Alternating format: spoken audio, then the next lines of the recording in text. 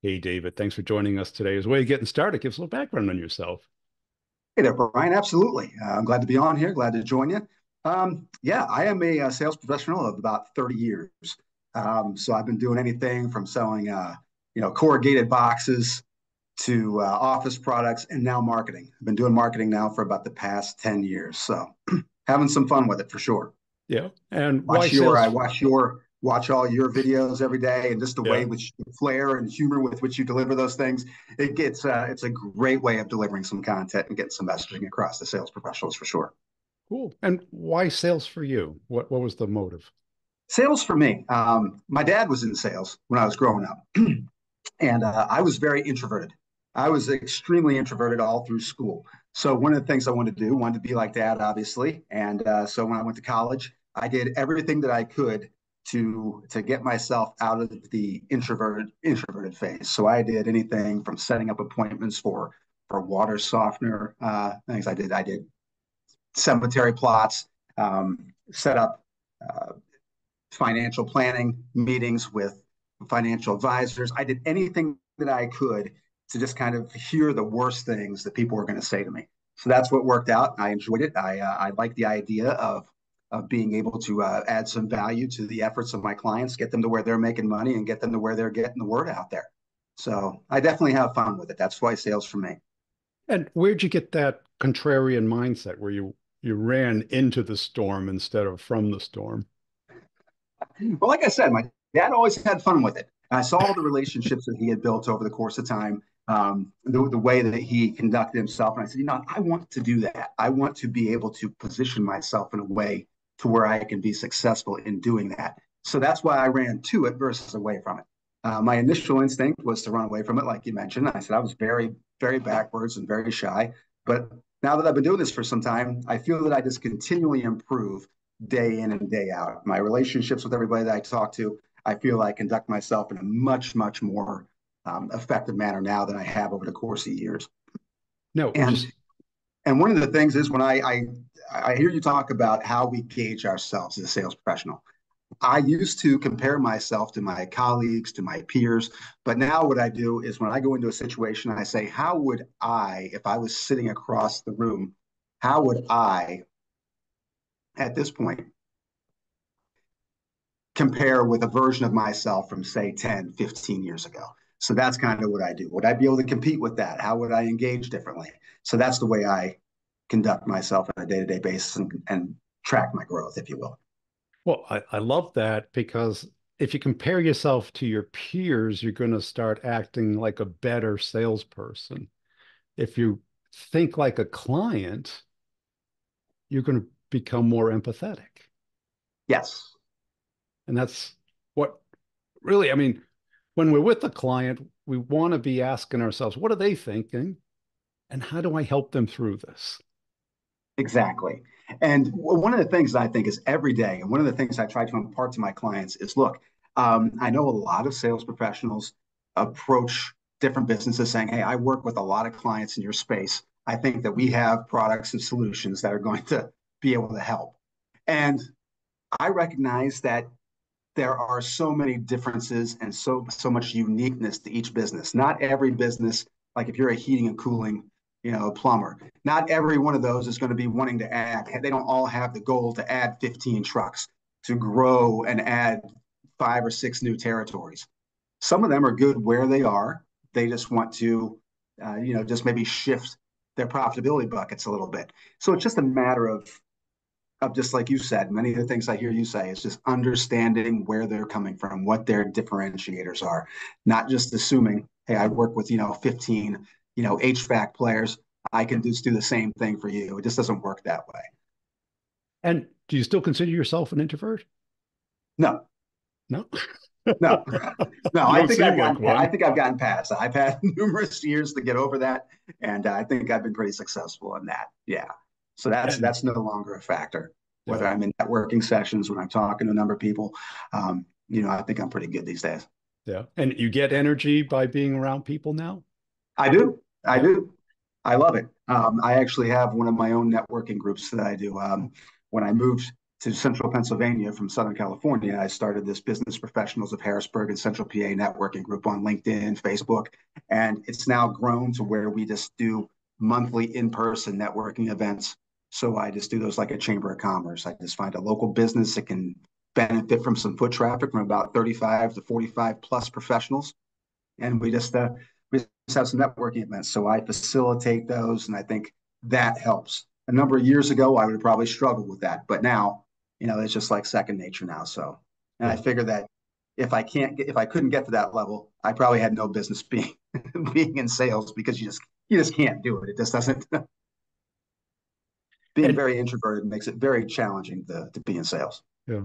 And how do you find selling media? Is it because I got to imagine it's different every day, each client's.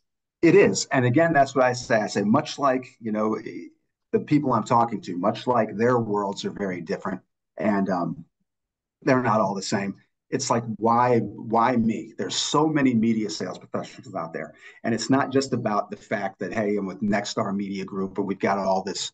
It's why what it comes down to is, do they trust me enough? Do they know enough about me and the way that I engage with them to trust that, hey, David can pull together the resources from whatever background he's got, whatever platforms he has, whatever the resources he has at his disposal. I trust and know that he can get that done for me to do what we want to do or what he says that we're going to do. So that's it. So that's kind of the way I approach this. Just, do they know and trust and feel confident enough in me to pull the resources together versus just saying, hey, I've got all these, I've got all these arrows in the quiver and I've got all this resources. It's not so much about that. And how do you build that trust? Because it doesn't happen just because Dave walks in the door, right? It takes a while. You're It both does. trustworthy. It does. And I appreciate that. And for instance, like when I go to networking, I see a lot of the people, they're like, hey, what's your goal when you go to a networking event? Are you going to get this many appointments or this many deals out of that particular networking event? I don't view it that way anymore. I used to when I was a rookie. Yeah. But now it's just, hey, I just want to go there. I want to find 5 or 6 people that are on the same wavelength that I am, to where I feel that, hey, we can engage in conversations. We can understand each other and what we do. And we might not have a deal right then and there. We might not have one in 1 week, 2 weeks, a month. But eventually, we're going to establish that relationship to where they're going to say, hey, David, we've known each other. We've been talking for long enough. Let's work on a project together. Let's start, referring each other out to some people. Let's collaborate on some things. And that's what it is. And that's where it flows versus just going into a meeting and just trying to squeeze somebody to get them, to just hit one of my buckets or whatever the case is. And how'd you come to that conclusion? Because you use the word rookie and you know the rookie who's in the room. They've got the stack of business cards and it's how many can I give out? Right. But there's no connection there, right?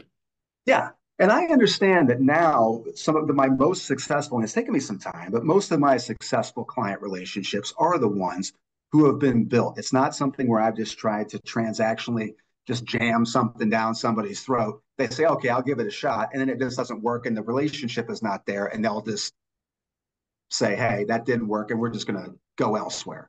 Whereas now, again, like I'm sure you're aware, not everything is perfect. It doesn't always go as smoothly as we would like. There are going to be some hiccups. But when you establish these relationships, and that's the kind of level you are with the clients, they're going to be willing to work with you to work through those things. And that's what's going to strengthen the relationships, not just because I've just pushed something on them, it doesn't work, they don't trust me, and then they just move on. That's not, I've gotten well beyond that. Although I will say, just like most people, when you first start out, I had my little bucket of things I needed to do. And I was guilty as that, I think, like anybody else. Hey, I need to push this. So I would do that.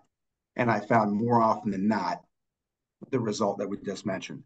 If something goes awry without establishing that level of trust and rapport, they're not as apt to say, hey, I'll give you a chance to help me fix this. They're just going to go to the next person because I didn't Right. do that. Yeah, Yeah, because in a transaction, you're trying to take the least amount of risk. correct. So you probably take the smallest package, the least risky option. And that probably doesn't do much, especially in media, right? One ad doesn't do much. Might have a little Correct. blip. It's the 20 ads, right? It's doing it every day constantly, building it up the same way you do one-on-one. Correct. You start to hear the name, you start to hear their customers, you start to understand them, you get to know them.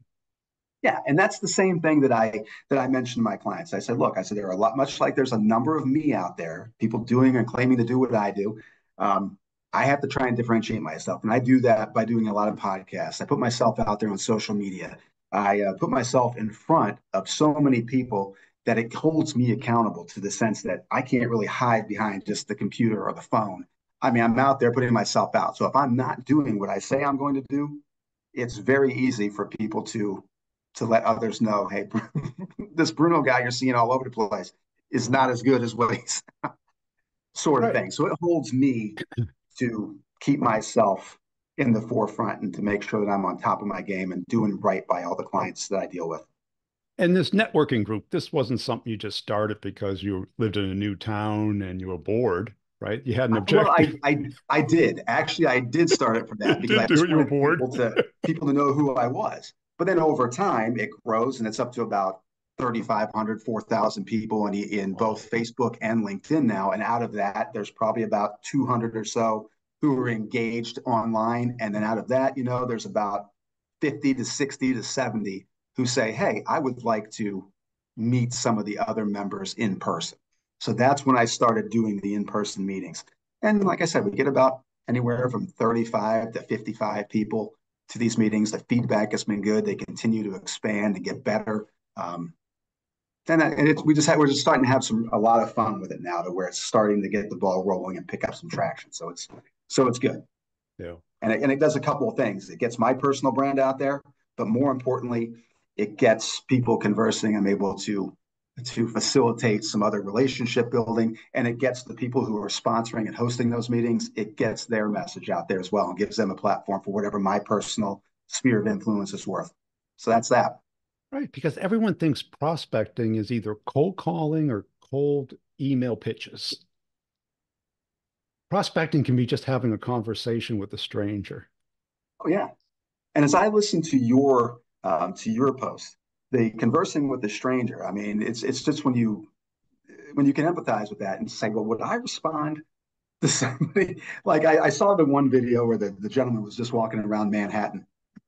He was there in Times Square, and he just approached and sat down to people and basically recited a cold email to them. And they just looked like, are you, you're like, are you out of your mind? And as I listened to it, I said, yeah, probably a lot of mine sounded just like that. Well, of course, how could right? Yeah. But But but when you sit down next to somebody and he was actually just introduced himself that way, it just sounded so ridiculous. It's like, who would listen to this, sort of thing. yeah. And let's take you back to a networking event. Your group. Not every of those 35 people know each other already, right? Correct. But they don't stand in the corner on the wall like a high school dance. What do they No, do? there's a lot of engagement, and I will But facilitate they're a lot of strangers. How would you, engagement. why would you engage with a stranger? Yeah. There are some people, though, that they do show up and they're like, I'm not used to this. This is like my first time. And I'm good now because now I'll go around and introduce them to everybody. Yeah. And I just have a good time with that. So I think I've totally come out of my shell to where I'm more of a facilitator versus just the person that I used to be over in the corner, like what you did. I'd be standing, like what you just said. I'd be standing over there waiting for people to come to me and bring me in, but it's not the case anymore. So Well, that's it. And it's like, imagine a date where you start reading your resume to the date. Well, I went to this high school. I played volleyball. I was number 7 out of 100. It's like, who cares? Let's talk. Let's get to know each exactly, other. And people don't want to do that because it's a transaction. yeah, Nobody at that networking event is transacting, though, right? no, No, it's no, they're there to conversing. they're there to have a good time. They're there to learn about the host business for whatever that is, but to facilitate and engage and meet people. And when you come across those people that, hey, I can get along with this person, I can have a decent conversation with them. At some point, perhaps we can work together. That's all it is. But just going out there and not knowing anything about them, saying, hey, here's my card, I can help you with this, and then moving to the next person. I just remember myself doing that to get as many people as I could when I was first starting. And now I just say I was that person in the room that, Because that's efficient.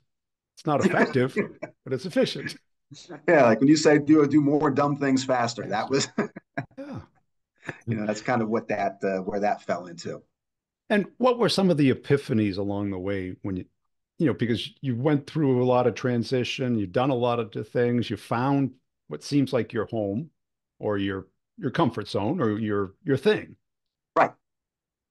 What'd you learn along the way? What were some of the epiphanies that you really wish you learned year one? Some of the things I wish I learned year one. Well, primarily one of the things we already talked about is establishing those relationships versus just being transactional.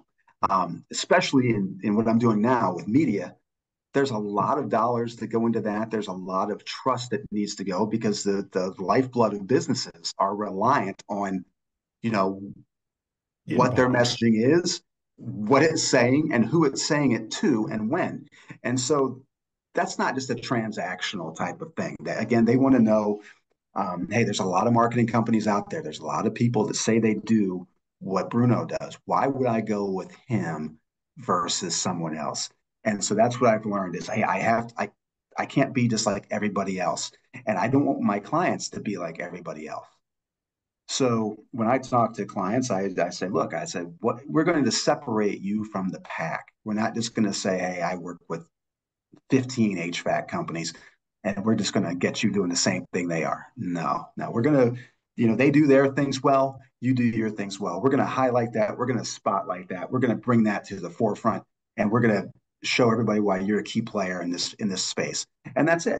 And we have a good time doing it. And that's the other thing that I do. I said, look, we're going to do this and we're going to have some fun doing it. It's not just going to be, I said, you might not invite me to your barbecues. However, if you do, I'll be there and I'll have some bells wrapped around my neck. You know what I mean? Well, I got to imagine that your customers say that, hey, David gets me. He understands what we're trying to accomplish. Yeah, that's the thing. I always have my client's best interest at mind. There always used to be when I started, there was always I said, okay, my goals are X, and I need to push my clients into that bucket. I view it the other way around now because the more I help my clients, those other things are going to eventually fall into place. I mean, I have to keep them in my head, but it's about the customers and the clients, not me. If I'm doing what I need to do to help them, those things will fall into place for me because it's helping them. It's not the other way around. And, It's not help me. I get to where I am, and then I figure out how to make it work for them. That's I think that was one of my pitfalls early on. And so if you're talking about an epiphany, it was that. well, that's it. Because in your space, I'm sure someone says, well, just send me a media kit or a rate card, and next They quarter we'll. absolutely do. And those people, I say, I could certainly do that, but I say, I'm not I might not be the person for you to work with there because I say, I say, I'm not an order taker. I am a consultant. I value my time as much as anybody else's. And so the way we're going to work together is to have a conversation. We're going to find out specifically what's going on and we're going to go from there. We're going to get to know each other. And if it's something that makes some sense, that's great. But there's no sense in me just sending out media cards and rates and things like that, saying, I hope you pick me over somebody else. So there's And that. how long does it typically take from that first initial call? And let's say you feel it's a match, but they need to get comfortable with you because they probably don't buy on the first call, right? Correct.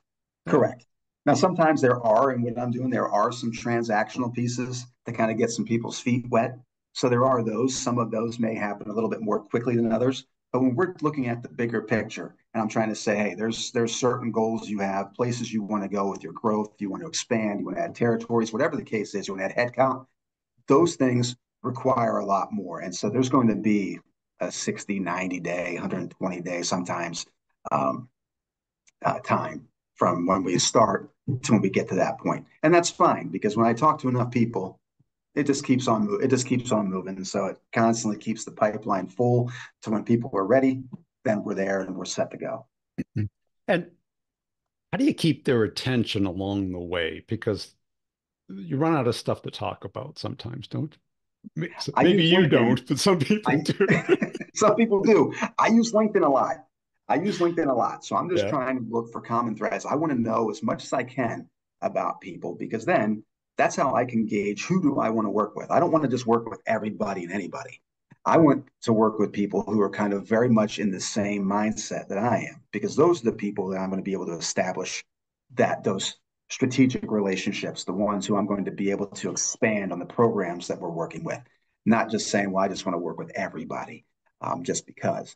So um, I just go a little bit deeper on some of these things, and I just try and keep them updated on trends. I try and keep them updated. I don't know if anybody who's seen some of the things that I post on my social media, for instance, I mix it up. I'll do some business posts, I'll do some sales posts, I'll inform and educate, but then I also just put some things just about me. I mix those in there. Hey, I'm at an event or I'm at a game or something like that. Just wanted to check in, say hi to everybody so that people have an insight on what I do to where when I do post sales or educational pieces, it doesn't get lost in just the minutia and the shuffle. Yeah. So that's kind of something there as well. Yeah, because I think people want to know who you are, Mhm. that you're not a marketing robot or that Yeah, you have interests outside of that. yeah. There are not everybody appreciates the way that I conduct myself on social media, and that's Okay. fine. Yeah. Not everybody's going to, but like I said, I think that if all I did was day in and day out, I had no humor. All I did was just post all the stuff that we do. I think that's going to get just pushed off and lost in the shuffle. But Mm. I get a lot of play if I put a goofy picture up there or show myself at a game or doing something fun besides just selling, if you will. People understand and they have a better conception of what I'm about before we even speak most of the time. So I think that's worked out really well, and I have more and more fun doing that in this way as we go. I love sales more every day because I just keep evolving with it and trying to make how can I make this as fun as possible and still keep my clients happy and moving forward and getting where they want to go by working with me. That's what it's about. And that's a great question to ask. How do I make this fun? Yeah. Yeah. Yeah. Again, you can't please everybody. Not everybody is going to approve. They say, well, why would you put yourself at a game on there? It's not professional. It depends on how you define professional. Right. I mean, it's just difference in how you define that. I'm not acting a fool. I'm not doing anything crazy. I'm just showing, hey, I actually do I go to a other ball things game. besides sit in this office. You know what I Yeah. mean? Or sit at a networking event. And even that's a challenge. People say, man, you're at all these networking events. When do you ever do work? Well, that's what kind of they think I'm just a salesperson who gets to be out and about having a good time. And I said, well, that's when I'm up at 4:30, 5 o'clock in the morning at times, or we're doing this at 11 midnight because there actually is that time when you have to get the things done. It's not just all networking conversations. Right. So, yeah. And when you either compete against or work with another salesperson, what are they not getting? That, A lot of the people that I talk to, they're not getting the relationship aspect of it. yeah, It's very transactional. They're just thinking, hey, I can just do the same thing, take the same programs I'm working with this one, and put it over there, and then that's it. And then that customer is supposed to say, oh, well, it works for them, so therefore it must work for me.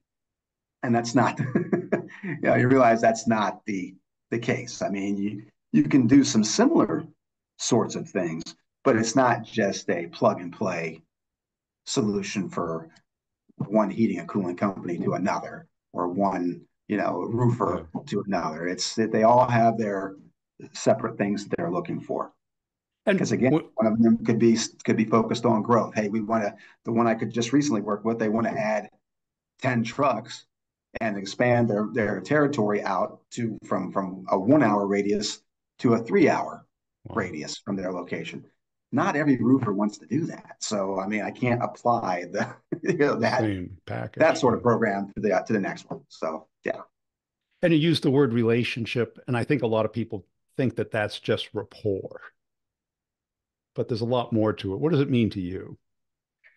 Well, the rapport is probably a key element to it because you just like you said, like you always emphasize you gotta have to they have to trust you, they have to believe you, and they have to a degree like you. Um, so there's that.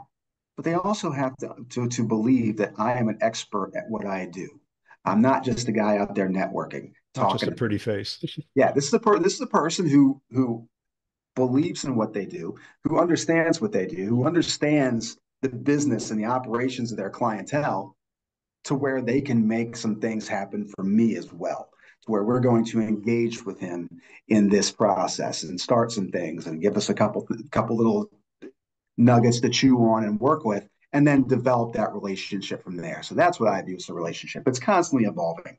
And when you start to know people and have some conversations at these events, or you're out and about, or you have a couple phone calls with them, doing business together is just a byproduct of some good, productive conversations and calls. I don't think it's really the other way around unless you are in a purely transactional sort of situation. And how do you keep expectations in line? Because what you got to build it up enough for them to take action, but not too much for them to overestimate the outcome and how fast it'll happen.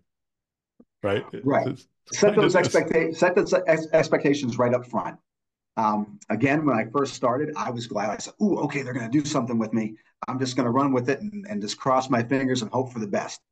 But now it doesn't really work that way. If we set up the expectations from the beginning, I want to make sure that we're on the same page with everybody's key performance indicators. So I say, if we do these programs and these components of a marketing initiative, what are your performance indicators for that? What are your expectations? Are you just looking to get your name out there? Are you looking to generate direct leads? Do you just want people to look at your web page and then take it from there? We want to make sure there's no mysteries. So when we go back to do the review, we just say, look, this is specifically what we talked about. This is where we are. Either we make it, we don't. Let's what can we do to get there if we're not, and if we're exceeding it, how can we keep it there and how can we keep that ball rolling? So that's the expectations. I just do that right up front. There's no mysteries as to what this program is going to is wanting to accomplish. And do you have any go-to questions or techniques to get to their why behind the why? Because, at first it'll be like, oh, we want to add 10 trucks. But you really want to understand, what caused that and what Yeah, changed, what. exactly. I mean, in many cases, I'll ask you questions like that. I'll say, with you as the business owner, if you want to add trucks like that, I mean, are you looking to, is that going to impact when you wrap up your career? Is that going to impact your retirement? Are you wanting to get there just faster? Or are you looking to hand this off to the next generation of your family? Or what's going on there? What do we want to do? Who do we want to involve? And so that's one of the ways that I look at that from that perspective. And one of the first questions I always ask everybody when I go into a meeting, I said, look, I said, your time's valuable. I said, I know I'm busy, you're busy. There's many calls you receive, many emails, many reach outs. What prompted you to take this call with me today? What do you expect to get from it? What do you feel I bring by sitting here? Because we know we're not there just to waste time. And so I always ask that. And I think that opens up a lot. That question opens up, I think, more information and more conversation than any other line of questioning that I do. That really gets the ball rolling. And I think that's probably the easiest way of figuring out where we are before we even start talking. Great. Hey, Dave, really appreciate your time today. Where can people go to connect and follow you?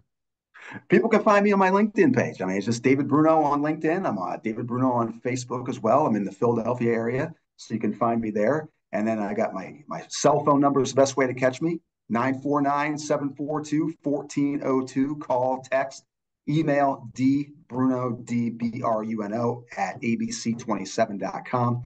And I look forward to just having as many conversations as we can, getting to know everybody out there. And if you think that I can add some value to your efforts, let's have that conversation.